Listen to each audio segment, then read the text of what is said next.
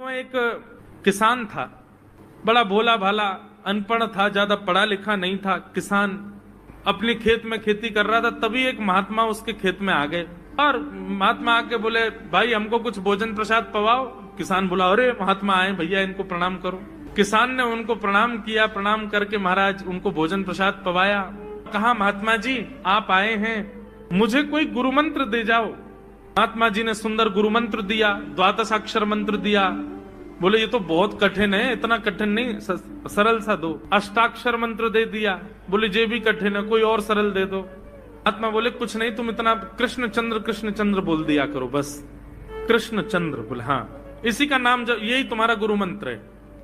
इतना भोला बेचारा याद करने लगा, उसको याद ही नहीं होवे कृष्ण चंद्र कृष्ण चंद्र कृष्ण चंद्र। अब भूल ना जाऊं इसके लिए बोलता रहता था 24 घंटे, कृष्ण चंद्र कृष्ण चंद्र कृष्ण चंद्र। अपने खेत में हल जोत रहा था, कृष्ण चंद्र बोल रहा था। इतने में उसकी पत्नी आ गई, अरे सुनो तुम्हारे लिए भोजन लाई हूं, जल्दी कर लो। बोले कृष्ण चंद्र कृष्ण चंद्र कृष्ण चंद्र। पत्नी पीछे लग गई, पीछे भोजन तो कर लो, रोटी तो खा लो, ठंडी हो जाएगी। बोले अरे तू पीछे मत पड़, मैं भूल जाऊंगा, गुरुजी ने मंत्र दिया मुझको। पत्नी बोली, अच्छा एक काम करो, आप भोजन कर आओ, तब तक आपके नाम को मैं रट लेती हूँ, मैं उसको संभाल लूंगी, पर जैसे आप आओगे फिर आपको सुना दूंगी, आप कर लेना। वो ठीक है। बोले क्या बोलना है? बोले कृष्ण चंद्र। पत्नी बोली ठीक है। अब कृष्ण चंद्र बोलने लगी पत्नी, कभी कहीं जाए कभी कहीं जाए, कुछ करे। वो कृष्ण चंद्र बोलते बोलते घसीटे चंद्र हो गया। लौट करके अपने पति के पास, पति बोल, हाँ वो मैं भोजन कर लिया, जल्दी गुरु मंत्र सुना दे मुझको, क्या था मैं तो भूल गया। बोले घसीटे चंद्र। वो उसी से ही हल जोतने लगा, घसीटे चंद्र घसीटे चंद्र घसीटे चंद्र। आकाश में वैकुंठ में बैठे हुए वैकुंठनाथ भगवान प्रसन्न हो गए और प्रसन्न होकर के बोले, लक्ष्मी जी हम जा रहे हैं। बोले कहाँ? बोले एक किसान का उद्धार करने जा रहे हैं, उसको वैकुंठ लेके आएंगे। लक्ष्मी जी बोली, आपका अशुद्ध नाम बोल रहा है वो, आपका अशुद्ध नाम उच्चारित कर रहा है वो, और आप कह रहे हो कि इसका कल्याण करूंगा मैं। ठाकुर जी बोले, देखो नाम भाव कुभाव अनख आलसहु, नाम जपत मंगल दिश। नाम कैसे भी जपे कोई दोष नहीं है, बस भाव मेरे प्रति होना चाहिए। वो नाम भले ही गलत जप रहा है, लेकिन उसके हृदय में तो मैं ही हूं ना। और एक बात बताऊं लक्ष्मी जी आपको। बोले क्या? बोले ये घसीटे चंद्र अशुद्ध नहीं है, मेरा नाम है ये भी। बोले क्यों? बोले जब हम छोटे थे तो बाल लीला कर रहे थे ब्रज में, यशोदा मैया खूब नहलाती धुलाती और बढ़िया सुंदर श्रृंगार करती, लेकिन हम पूरे नंद भवन में घुटमुन चल चल के कभी नीचे लुढ़क करके कभी ऊपर गिर के सब माला तोड़ लेते, अस्त व्यस्त वस्त्र कर लेते, घुंघराले केशों की ऐसे भुज्जा बना लेते, ऐसा रूप बना लेते। यशोदा मैया बोली, आओ मेरे घसीटे चंद्र। सुबह कृष्ण चंद्र बना के भेजती हूँ, घसीटा चंद्र बन के आता है शाम को। तो बोले तब यशोदा मैया ने हमारा नाम रखो घसीटे चंद्र। तो इसलिए शुद्ध नाम है। तो ठाकुर जी के बहुत सारे नाम हो गए, कनुआ, गोपाल, गोविंद, माधव, कन्हैया। यशोदा जी का प्रिय नाम है कन्हैया। मैया लाल जी को इसी नाम से पुकारती है। ठाकुर जी अब धीरे धीरे 3.5 वर्ष के हो गए, और जैसे ही 3.5 वर्ष के भय महाराज, मानो जैसे उनके शरीर में स्प्रिंग एक्टिवेट हो गई हो। इतना ऊधम मचाते हैं, इतना ऊधम मचाते हैं, पूरी गोकुल की नाक में दम कर रखा ठाकुर जी ने। यशोदा मैया ने लाल जी को नूपुर पहना रखे। सवेरे जैसे ही ठाकुर जी उठते हैं, नूपुरों की आवाज आती है तो यशोदा मैया तुरंत रसोई घर से दौड़ के जाती है लाला के पास। लेकिन ठाकुर जी इतने चतुर हैं, यमुना तट पर जाते हैं और नूपुरों में बालू भर लाते हैं कि कल नूपुर आवाज नहीं करेंगे, सुबह उठ के हम घर से भाग जाएंगे कहीं और, मैया को पता ही ना चलेगी। ऐसा उधम मचा में अब ठाकुर जी वो लीला कर रहे हैं जिस लीला पर देवताओं को भी विश्वास नहीं हो रहा है। ऐसी लीला ठाकुर जी कर रहे हैं कि किसी को भरोसा ही नहीं हो रहा कि जगत नियंता जगदाधार ये कर सकता है। और ठाकुर जी क्या करते हैं? बोले ये मत पूछो क्या करते हैं, यूं कह रहे हैं क्या नहीं करते। ऊधमों के सिरमौर हैं ठाकुर जी। कैसा उधम मचाते हैं? नहा धो करके ठाकुर जी सवेरे तैयार होते हैं, सबसे पहले गैयाओं के पास जाते हैं। मैया कहवे लाला नहा धो के सबसे पहले गैयान को प्रणाम करवे जा, गैयान को स्पर्श कर फिर कछु करियो। ठाकुर जी गैयाओं को प्रणाम करने जाते हैं। जैसे ही देखते हैं कि कोई गैया बैठी है, सो ठाकुर जी कहें, अरे अरे मैया या गैया को आलस आ गयो, या को आलस दूर कर दूं। सो बैठी हुई गैया के ठाकुर जी सींग पकड़ लेते हैं और सींग पकड़ करके अपनी ओर खींचते हैं, दूसरी तरफ से सींग बलराम जी पकड़ लेते हैं। अब ऐसे सींग पकड़ करके ऐसे ऐसे गैया के सींग हिलाते हैं। अब बैठी रहती गैया थोड़ी देर तो कोई बात नहीं, जैसे जोर जोर से हिलाना प्रारंभ करते हैं सोई गैया खड़ी हो जाती है, और जैसी गैया खड़ी होती ठाकुर जी लटक जाते हैं सींगों से। अब ठाकुर जी को तो बढ़िया झूला बन गया, गैया की सींगन पे झूल रहे हैं। थोड़ी देर तो गैया इधर से उधर ठाकुर जी को झुलाती रहती है, लेकिन थोड़ी देर बाद जैसे ही ठाकुर जी की पकड़ कमजोर होती है, गैया को पता चल जाए कि अब लाला गिरवे वार हो है, तो गैया भी इतनी चतुर कि वो गोबर में ही जाके खड़ी हो गए। ठाकुर जी के इन्हें आगे कुछ चल, मैं गोबर में जाऊंगा। गैया के ना, अब तो मैं यही खड़ी रहूंगी, तुम गोबर में ही गिरो। और सोई ठाकुर जी को हाथ छूट जा, मैया मैया बचाइयो, देख जे गैया मुझको गोबर में फेंक रही है। अब मैया जब तक बचावे आवे तब तक तो लाल जी के हाथ छूट जाएं और ठाकुर जी गले गले तक गोबर के ढेर में जाके गिर जाएं। पर यशोदा मैया निकाले, कितनों सजाए लो, कितनों ए लाला तू वैसे ही कारो, ऊपर ते मैं तो को बढ़िया सुंदर बना के रखूं, लेकिन तू घूम फिर गया गोबर में ही आके चौं खेले, मोकू तो लगे तू पूर्व जन्म को सूकर दिखे। ठाकुर जी मन मन मुस्कुरा रहे, हाँ मैया जे बड़ा भगवान को अवतार भयो ना, जाने पृथ्वी की रक्षा करी हिरण्याक्ष से। मैया बोली हाँ वो मैं ही तो हतो, मैं जय जय हूं मैया, वो बड़ा भगवान ही जय जय, वही जय जय तेरे यहाँ लाला बन के आयो है। यशोदा मैया के बातन ने मत बनाए कर, नेक नेक बड़ो है क्यों, बोल वो सीखो, ऐसी बात बनावे, जय जय बोले अपने आप पे, नहावे धोवे है ना है, मोह पहुंचे ना है, मैं जय जय हूं। ऐसी मधुर लीला ठाकुर जी कर रहे हैं। आकाश में 33 कोटि देवता ये लीला देख करके अपने नेत्रों पर विश्वास नहीं कर रहे, ऐसे मधुर ठाकुर जी। एक दिन ठाकुर जी जोर जोर से रोने लगे, बछड़ा जैसे ही जन्म लियो बछड़ा ने, ठाकुर जी रोने लगे। नंद बाबा शांत करा में नहीं माने, बलराम जी ने शांत करायो नहीं माने। यशोदा मैया बोले लाला का भयो, तू रो क्यों रोए? बोले मैया मेरे संग बहुत बुरा भयो। यशोदा मैया बोली कहा भयो? बोले गैया के बछड़ा ने जन्म लियो। मैया बोली तो वाह बछड़ा को मैंने मुंह खोल कर देखो कि सबरे दांत निकरे आए, मेरे जन्म को 3 साल है गए अभी तक 4 ही दांत निकरे मैया, वो टूट जाए, रो रहे हैं अपने दांतन को, मेरे दांत चौना निकल रहे सबरे। बाप बछड़ा के जन्म लेते सबरे दांत आ गए, मेरे दांत चौने ही आ रहे हैं। यशोदा मैया ऐसी मधुर बात सुनकर के झूठी झूठी कहती, मैया कहती लाला तू दूध ना पीवे ना, पूरे दिन मक्खन खावे, मक्खन चिकनो होवे, दांत निकले चिकनो है कि सुई पेट में चलो जाए, तू दूध पिए कर। चोटी पकड़ के रोते मैया मेरी चोटी चौना भर रही। बाप बलराम की चोटी देखो कैसी नागिन जैसी चोटी है वाकई, और मेरी चोटी कैसी मैया नेक सी पतरी सी। मैया बोले लाला तू दूध ना पीवे, दूध ते चोटी बढ़े, बलराम में देखिए ऐसा जग भर के दूध पीवे। सो ठाकुर जी दूध को पात्र हाथ में ले में, अपनी चोटी खोल ले में, और फिर चोटी पकड़ करके दूध पी में, और दूध पीते पीते नापते रहे कितनी बड़ी भई कि ना भई अभी। ऐसी मधुर लीला ठाकुर जी करते हैं। ठाकुर जी की एक दिन नजर पड़ गई हरी मिर्च पे, बाबा जे खाऊंगो। सोई बाबा ने तुरंत नीचे छुपाई दी रोटी को, ना जे ना खा, लाल ये खा दे, देख ये खावे दे, ये कितना बढ़िया बनो, या खा के देख। दूसरे दिन फिर नजर पड़ गई, ठाकुर जी आज सोच के बैठे हैं जी हरी वारी ही खानी है, ये कोई बहुत बढ़िया मिठाई है या हमारे बाबा मुँह खवा में ना है, कहीं मैं रोज नाम मांगन लग जाऊं या हमारे बाबा मुँह तो छुपा में। आज ठाकुर जी पहले से ही बिल्कुल योजना बना के बैठे, आज वो हरी वारी ही खानी है। जैसे नंद बाबा भोजन पान लगे, लाला को पवन, ठाकुर जी के मैं ना खा रहा आप खाओ। और जैसे ही अवसर मिला ठाकुर जी ने तुरंत वो मिर्च उठाई और नंद बाबा हाथ पकड़ते तब तक तुम मुंह में लेके गप, और जल्दी जल्दी दांतन से चिरचिर करके खा गए।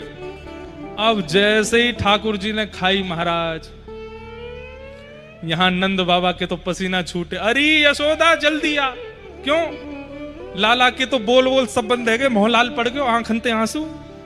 अब तो ठाकुर जी रोवे सो रोवे, जीव निकाल के रोवे, खांस खांस के रोवे, कभी अपनी जीभ पकड़ के जोर दो चिल्ला, मैया मेरी जीभ पजर गई, मेरी जीभ पजर गई। मैया बोले लाला तू इतनो उधमी काय को खागो मिर्ची वो, अरे मोए लगी कोई पेठा होएगो, बाबा खवावे ना है। अब तो पूरा नंद भवन गोपीन ते भर गयो, कोई शहद चटा रही है, कोई घी बूरो लेके आ रही है, कोई गुड़ खवा रही है, कोई सीरो खवा रही है, पर ठाकुर जी की मिर्च जा ही नहीं रही। ये देख करके नंद बाबा के आंखन में आंसू आए गए। बोले अरे बैरनी जीव, अपने लाला के काजे तू मिर्च ना छोड़ पाई, छुपा छुपा के मिर्च खा रहा हूं मैं, बेचारो आज खाए गयो, और कैसे वाको कितनी जोर ते रो रहा है लाला। नंद बाबा इतने दुखी है गए कि तुरंत अपने कक्ष में जाके सो गए। नंद बाबा इतने दुखी है गए कि तुरंत अपने कक्ष में जाके सो गए और रो रहे हैं, बस मेरे लाला को आज मेरे कारण श्रम है गयो। हाँ ठाकुर जी शांति नहीं हो रहे। अच्छा बात ऐसी है कि मिर्च तो चली गई, बालक कछु नाटक भी तो करें, नाटक कर रहे हैं। गोदी में लेट, मैया मैं बहुत जोर से जर गो, मैया मेरी पूरी जीव निकल के बाहर आ गई, मैया मेरे ऐसा है गो। बोली लाला देख अब तू रोना बंद कर दे, 2 घंटा है गए, सबरी शहद खाए गए, सबरी गुड़ खाए गए, घी बूरा, अब तेरी मिर्च ना गई। एक नंद बाबा बेचारे भूखे पेट सोए गए, बेचारे इतने उदास है गए, कक्ष में चले गए, कछु खाए हो नहीं है, भूखे पेट है, खाली पेट सो रहे हैं तेरी वजह से। ये सुनकर के ठाकुर जी उठ के बैठ गए। बोले बाबा ने कछु नहीं खाया हो? बोले ना। तो ठाकुर जी बोले मैं जाऊं बाबा मना के लाऊं। गए और नंद बाबा लेटे हुए, सो लेटे भय नंद बाबा के ऊपर जाके बैठ गए। ऊपर बैठ करके यहाँ तक कपड़ा ऊपर कियो और नंद बाबा के पेट के बीच में जो छोटो सा स्थान है, मैं घुमा घुमा के उंगली के, बाबा तुम्हारा पेट तो पूरा खाली है, तुमने कछु ना खायो? अरे ना लाला मैंने खा लियो। बोले ना बाबा देखो मेरी उंगली भीतर जा रही है, पूरा खाली है, रुको मैं कछु लेके आऊं। गए दौड़ करके खीर लेके आए बढ़िया, और खीर लेकर के आए और आए करके बाबा के पेट में ही बीच में डारन लगे। नंद बाबा बोले लाला कहा कर रहे हो, सबरे लत्ता खराब कर दिए मेरे। अब आप मैया कह रही तुम्हारा पेट खा रही है तो मैं भर रहा हूं, मैं तो रुको वो हरी वारी भी लेके आए, उसे डाल दू बीच में। नंद बाबा बोले अरे यशोदा यार संभाल, लाला पेट भरो भैया, तू कछु मत कर, तेरे हाथ जोड़े पाओ। ना ना बाबा पेट खा रही है मेरी, उंगली जा रही भीतर। अब तो नंद बाबा वहां पे कपड़ा पहन के घूमे कि कहीं खाली पेट नहीं दिख जाए लाला है। तो हर दिन भोजन के बाद जैसे ही नंद बाबा उठने लगे, ठाकुर जी के पहले उंगली डाल के देखूंगो, अगर भीतर चली गई तो अभी खाली है। सो नंद बाबा धोती इतनी ऊपर पहने कि वो बीच को हिस्सा दिखे ही नहीं लाला। एक भोंदू रहता था, पर वो इतना सीधा था कि सब प्यार से उसको भोंदू ही बुलाते थे। गायों की सेवा करता था और जिस आश्रम में रहता था वहां के गुरुदेव शाम को प्रवचन करते थे तो सबसे पीछे बैठ के सुनता था। भोंदू को लगता था गुरुजी जो बोल रहे हैं ये बिल्कुल सत्य है, इसमें कोई झूठ नहीं है। एक दिन गुरुजी प्रवचन करते हुए बोले, यमुना के पल्ली पार भांडीर वन में ठाकुर जी गैया चराने आए। भांडीर वन का नाम सुनते भोंदू कान खड़े हो गए। बोले भांडीर वन तो मैं जाता हूँ गैया लेके, मुझे तो कभी मिले नहीं वहां पे। अरे मुंह में ही कमी होगी, मुंह में ही सामर्थ्य नहीं होगी उनको देखवे कि मैं ही नहीं देख पाए होंगे, वो तो आते होंगे वहां पे, मुझे ना दिखे होंगे। भोंदू ने पहली बार जिज्ञासा करी, गुरुदेव ठाकुर जी दिखते कैसे हैं? तो गुरुदेव भी हंस गया, अच्छा भोंदू पूछ रहा है, बैठ जाओ बताते हैं। मोर मुकुट पहनते हैं ठाकुर जी, और बोले 2 कान हैं लेकिन कुंडल एक ही पहनते हैं। ठाकुर जी ऐसे पुष्प तोड़ के कान के ऊपर लगा लेते हैं, दोनों कानों में एक ही कुंडल को फेर फेर के पहनते। ठाकुर जी पीली पीताम्बरी, ऐसी ठाकुर जी पीली पहनते, पीली पीताम्बरी। माला कैसी पहनते हैं? ठाकुर जी ऐसी पहनते हैं पूरी पैरों तक जाए।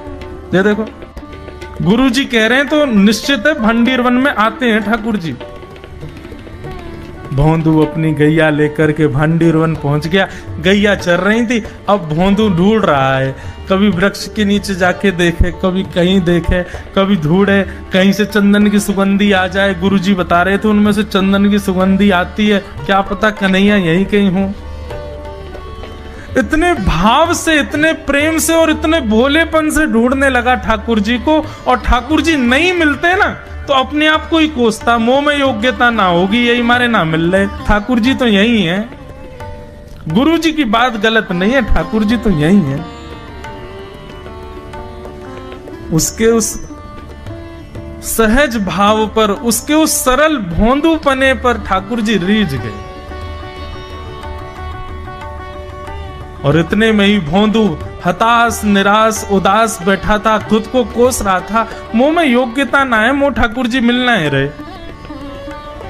इतने में ही देखा सामने से असंख्य गायों का झुंड आ रहा है, और भोंदू ने जैसे उन गायों को देखा, ऐसी गाय कभी देखी नहीं, अलग गाय, सींग चमक रहे हैं, सींगों के ऊपर के भाग में सोने चांदी मड़े हुए हैं, ऐसी ऐसी सुंदर सुंदर तंदुरुस्त गैया।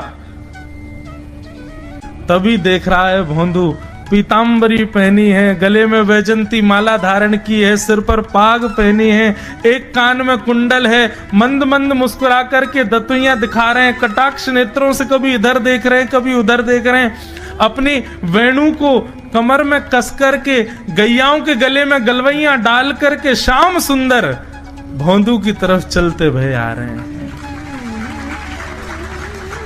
ये दृश्य देख करके हाथ पांव कांपने लगे भोंदू के।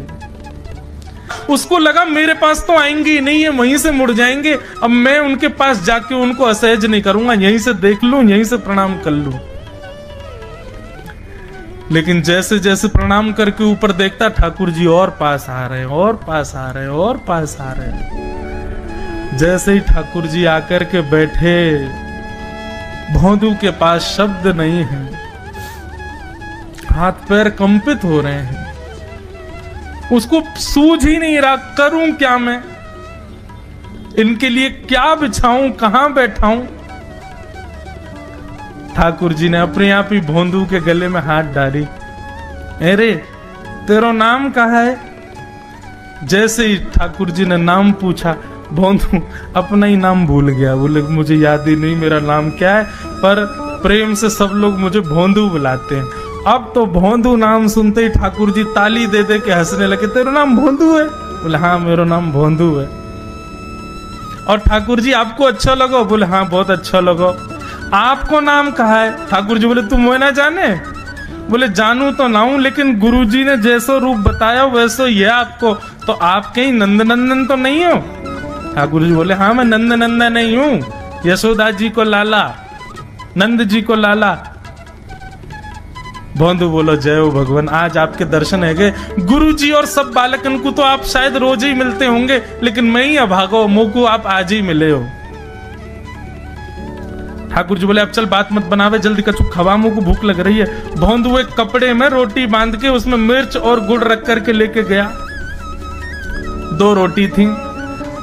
भोंदू ने जैसे खोली, एक रोटी ठाकुर जी के सामने धर दी, एक अपने पास रख ली। बोले मैं भी तो खाऊंगा। ठाकुर जी ने बढ़िया रोटी ऐसे घुमाई और प्रेम से गुड़ खामे और रोटी पान लगे प्रेम ते, और ठाकुर जी तो चप चप करके नेक देर में पा गए। भोंदू तो भूल ही गयो, मुंह खानो भी, और ठाकुर जी को ही देख रहा है। ठाकुर जी बोले और जोर की भूख लगी, ला अपनी रोटी दे दे। भोंदू बोलो मुंह को भी भूख लगी है। बोले अच्छा चल आधी आधी खा ले, या मैं आधी तू खा ले आधी मैं खा लूं, दोनों खा लिए। कल ते नेक्स्ट से ज्यादा सी रोटी ले आइयो, भूख ज्यादा लगे, और सुन यही समय आइयो, मिलूंगा कल भी तोते। ठाकुर जी अपने मार्ग पर चले गए। भोंदू इतना प्रसन्न है, बोले आज मुंह को ठाकुर जी मिल गए। गुरुदेव के प्रवचन का समय हो गया, भोंदू पीछे जाके बैठ गया, अपने गुरुदेव को प्रणाम करे, इनकी कृपा से ठाकुर जी मिले। उसने किसी को नहीं बताया, उसको लगा सबको ही मिलते हैं भगवान, मुझे ही मिले हैं बहुत दिन बाद। दूसरे दिन भोंदू खूब सारी सामग्री रसोई घर में इकट्ठा करके जाने लगा। किसी ने जाके गुरुदेव से कह दिया कि भोंदू बहुत सारी सामग्री ले जा रहा है। गुरुदेव ने जाके कही भोंदू इतनी सामग्री ले जा रहा हो भैया, वो भंडारो करेगो का? नहीं गुरुजी भंडारो तो नहीं करूंगा, वो नंद नंदन नाम है, वो यशोदा नंदन मदन मोहन, वो अपनी गैया चरा के आए, कल भी आए, मेरी रोटी खा गए, मैं भूखो ही रहेगा कल। या हमारे ज्यादा सी ले जा रहा हूँ, बेचारे बहुत भूखे आए कल, कि उनको पेट भर जाएगा, मैं भी पा लूंगा, या हमारे गुरुजी आज ज्यादा सामग्री ले जा रहा हूं। गुरुदेव ने मन में सोचा ये बात कोई और कहे तो अविश्वास किया जा सकता है, लेकिन भोंदू झूठ नहीं बोलता।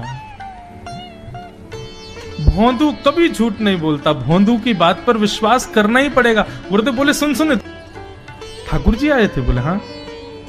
अच्छा उनका रूप कैसा था? जैसा रूप आपने बताया था ना गुरुजी, बिल्कुल वैसा, ऐसे कटाक्ष नेत्र, मोती जैसे दांत, ठाकुर जी की मुस्कान ऐसी, पाग ऐसी, कान ऐसे। गुरुदेव के तो नेत्र बंद हो गए, वे सब अनुभव करने लगे। लेकिन गुरुदेव बोले रूप कैसा भी बता दे, चरण यदि इसने बता दिए तो मैं मान जाऊंगा कि ठाकुर जी थे।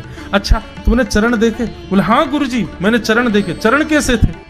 ठाकुर जी के चरण जब वो चल करके आगे बढ़ते हैं ना तो चिन्ह बन जाते हैं, कहीं ध्वजा बनी थी, कहीं शंख बना था, कहीं कुछ बना था, और उनके जो नखून है ना उनमें से ऐसा लगता है मानो जैसे कोमल का पराग हो, कमल का पराग हो। और चरणों का रंग कैसा, जैसे मानो जैसे गुरुदेव कमल होता है ना, कमल की आकृति, ऐसे ठाकुर जी के चरण। जब चरण का यथावत वर्णन भोंदू ने कर दिया, गुरुदेव समझ गए, बोले निश्चित ठाकुर जी आते। नहीं तो भोंदू कहां जाने, इतनी बुद्धि नहीं है उस पे कि वो इतना सब कुछ ढूंढ धाड़ के मुझे बताए। भोंदू एक काम करेगा? बोले हाँ। ठाकुर जी आएंगे तो तेरे सखा बन गए? बोले हाँ। तो उनको लेकर के आश्रम आ जा, यहां पे आ जा। भोंदू बोला कि इतने योग्य बालक हैं, लेकिन ठाकुर जी ने किसी से नहीं कही, मुझसे कही है। अगर मैंने ये काम नहीं किया तो मेरा जीवन व्यर्थ है। भोंदू को लगा ठाकुर जी सबसे ही मिलते हैं, गुरु जी किसी से भी कह के बुलवा लेते, मुझको काम दिया।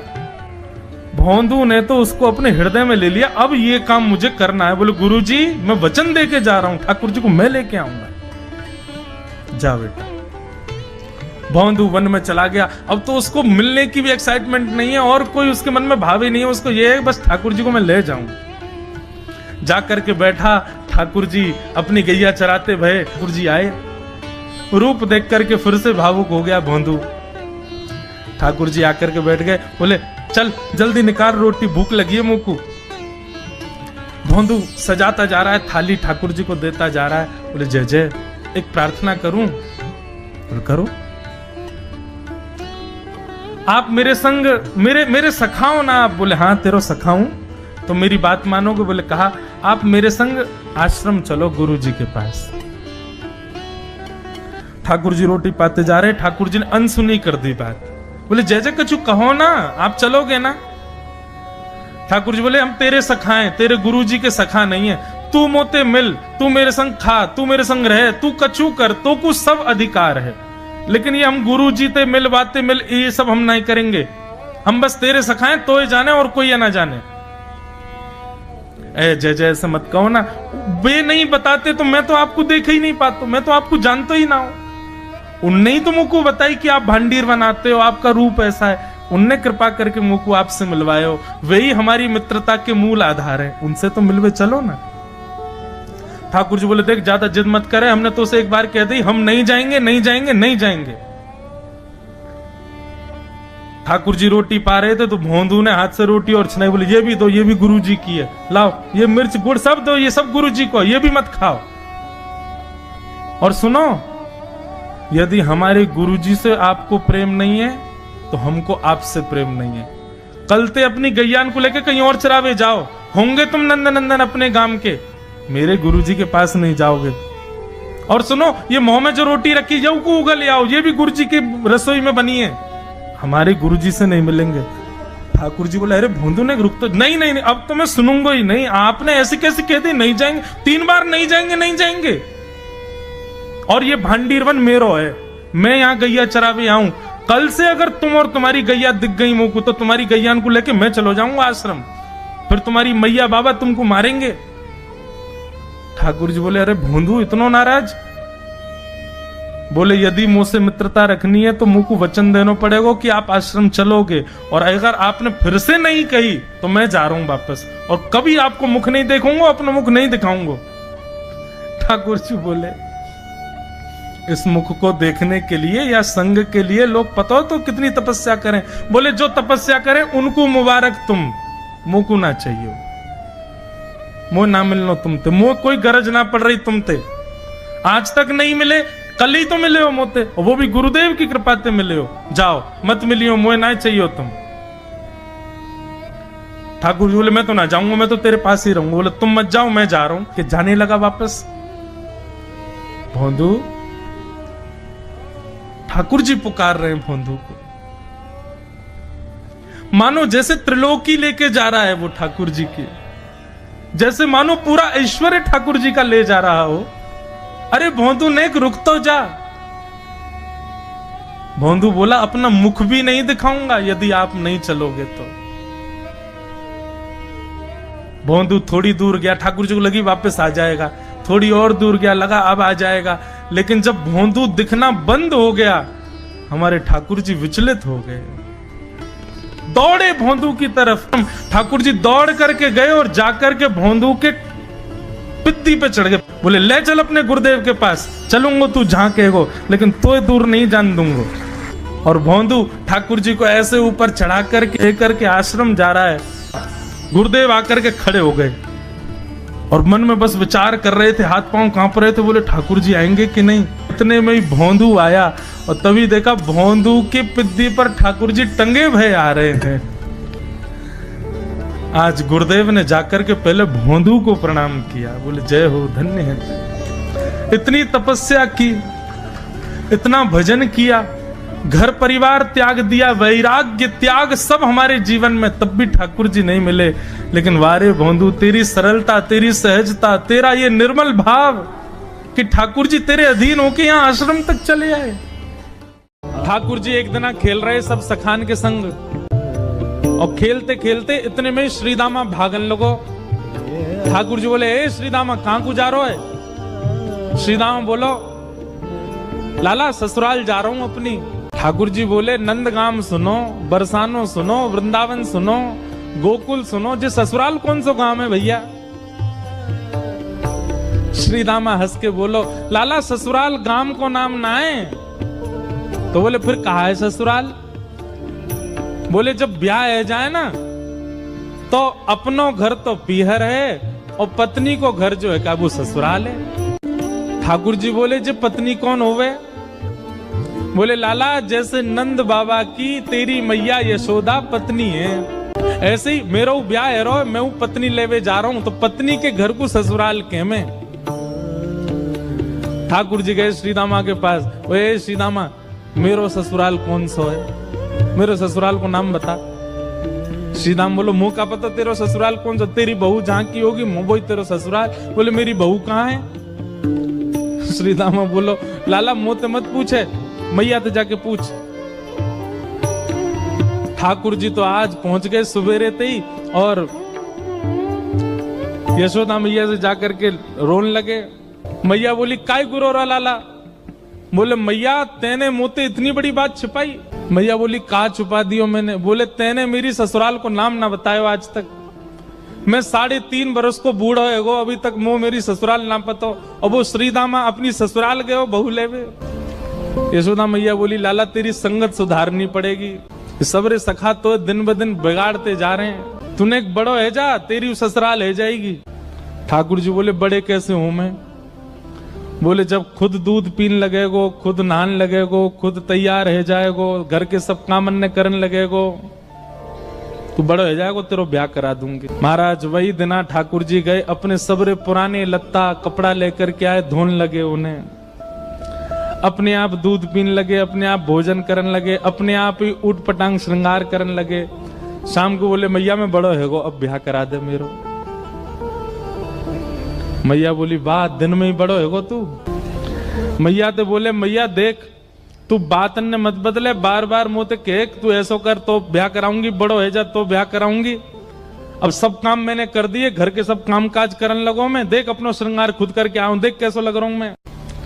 मैया बोली, ओठ वाली चीज आंखन में लगा के आयो, आंख वाली ओठन में लगा के आयो, यूं करो बड़ो है गो मैं। ठाकुर जी बोले, मैया मेरो ब्याह करा दे, नहीं तो श्रीदामा बहू लेके आ रहा हूं, बाकी बहू ले आऊंगा मैं, वही की बहू को ले आऊंगा, वही की ससुराल को अपनो बना लूंगा। तभी एक सखा दौड़ो दौड़ो आयो, बोले, ए लाला देख श्रीदामा बहू लेके आ गो। बहू को नाम सुनते ही ठाकुर जी तो मचल गए, लेके चल मुंह को जल्दी। मैया रोकने लगी, बोले, लाला ने सुधर के तो जा, कैसो बन के जा रहा है? ठाकुर जी तो दौड़े दौड़े गए, बोले बीच रास्ता में रोक ले, सबको कथा पता है। माधवी की माँ ने पहले ही मना करके भेजा था कि बोले तेरे सखा, तेरे पति जो श्रीदामा, उनके जो सखा कृष्ण है, उनको मुख मत दिखाइयो।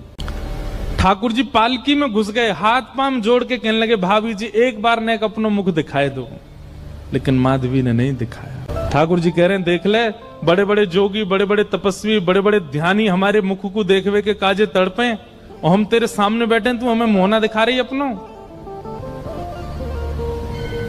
माधवी ने मुख नहीं दिखाया। ठाकुर जी बोले, ठीक है, तड़पेगी मुख को देखवे के काजे। माधवी बोली, मोए ना तड़पनो, मेरे पास मेरो खसम है, वही देख लूंगी, तुम्हें काहे को देखना। ठाकुर जी बोले, वचन दे के जा रहा हूं, तड़पेगी। जैसे छोटे से बालक कभी कभी बड़ी बड़ी बात करते हैं तो बड़े लोग उसको मजाक में लेते हैं, ऐसी माधवी ने भी मजाक में लिया, देखा ही नहीं ठाकुर जी को। श्री शुकाचार्य जी वर्णन करते हैं, वृंदावन में कैसी स्थिति है। गोपियां दोहन करती हैं तो घर घर घर जो दही की मथनी की आवाज आती है ना, उसी में ही कीर्तन करने लग जाती हैं। कृष्ण ऐसे, कृष्ण के नेत्र ऐसे, कृष्ण की नासिका ऐसी, कृष्ण के कान ऐसे, कृष्ण को मोर पिछ ऐसो, कृष्ण की पीताम्बरी ऐसी, कृष्ण की भुजा ऐसी, कृष्ण के चरण ऐसे। कोई गोपी अपने घर में चौका लगा रही है और चौका में पौंछा की जो छर्र छर्र आवाज आवे, वही छर्र छर्र ध्वनि में ही कीर्तन करने लग जाए, कृष्ण ऐसे कृष्ण ऐसे। हसितम मधुरम चलितम मधुरम वमितम मधुरम मधुराधिपते अखिलम मधुरम। इन सबकी बातें सुनकर के मीराबाई माधवी को ऐसा लगता है कि इन सब से तो मैं श्रेष्ठ हूं, कम से कम अपने पति की ही हूं, इन सब की तरह तो नहीं। पूरे दिन उस कृष्ण की प्रशंसा करती रहती हैं। सब गोपियां माधवी से कहती हैं, अभी तक तेरे सामने आयो ना है और तेने अभी तक देखो ना है। अरे या प्रेम को काम भावना ते मत देखियो, 3.5 वर्ष को 4 वर्ष को है, लेकिन वाक्य प्रति एक अलग ही प्रेम प्रकट है जाए।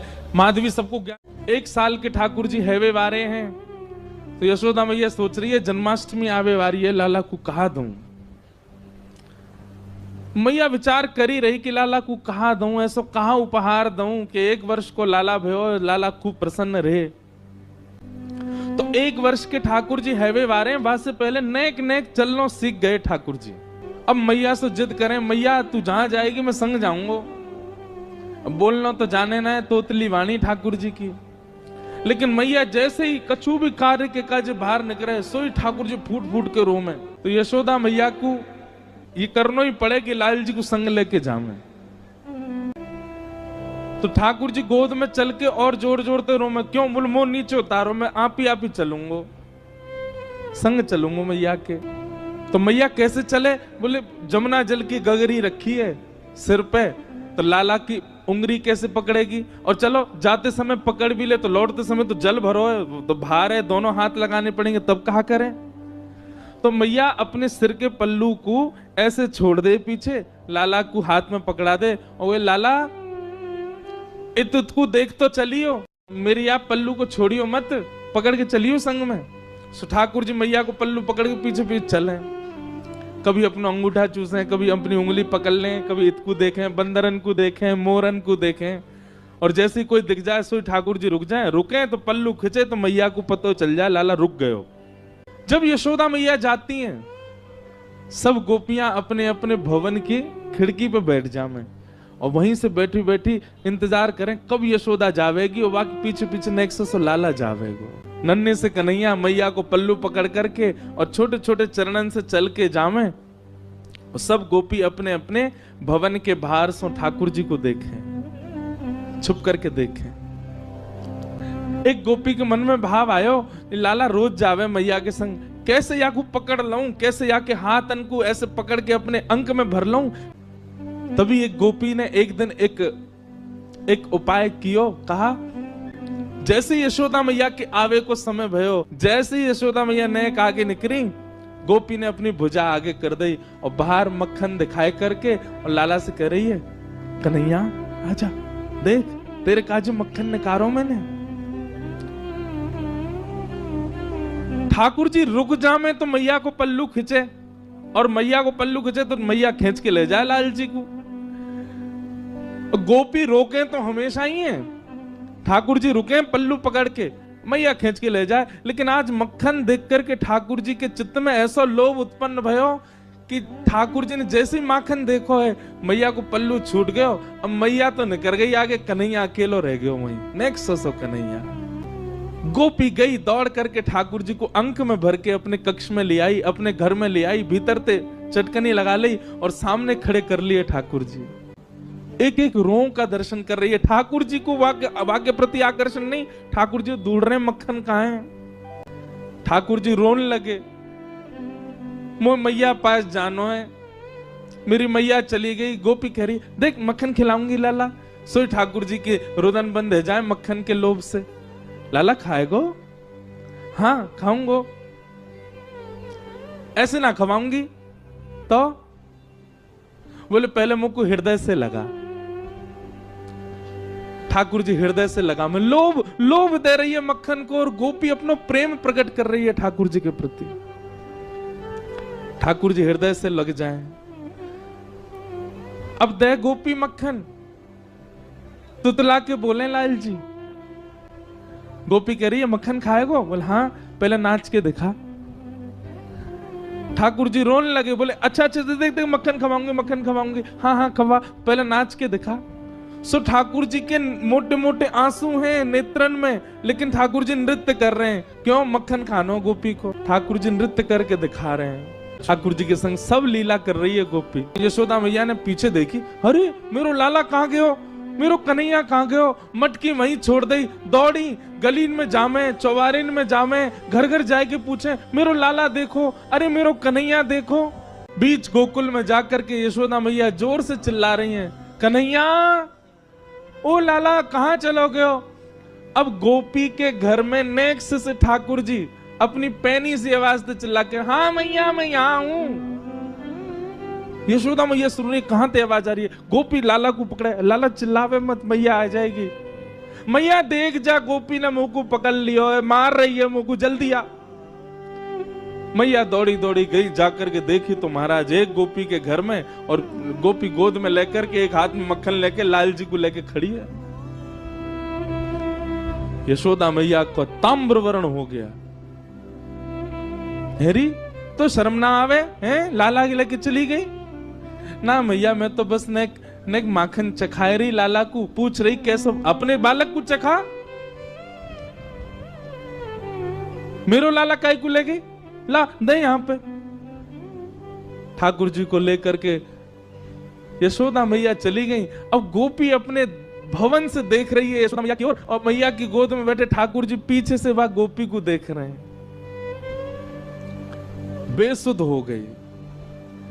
कितने दिन व्यतीत हो गए उसी चिंतन में, उसी आश्रय में, उसी भाव में। कैसा स्पर्श है, कैसे नेत्र हैं, कैसी प्यारी सी नासिका है, कैसा मुखमंडल है ठाकुर जी का।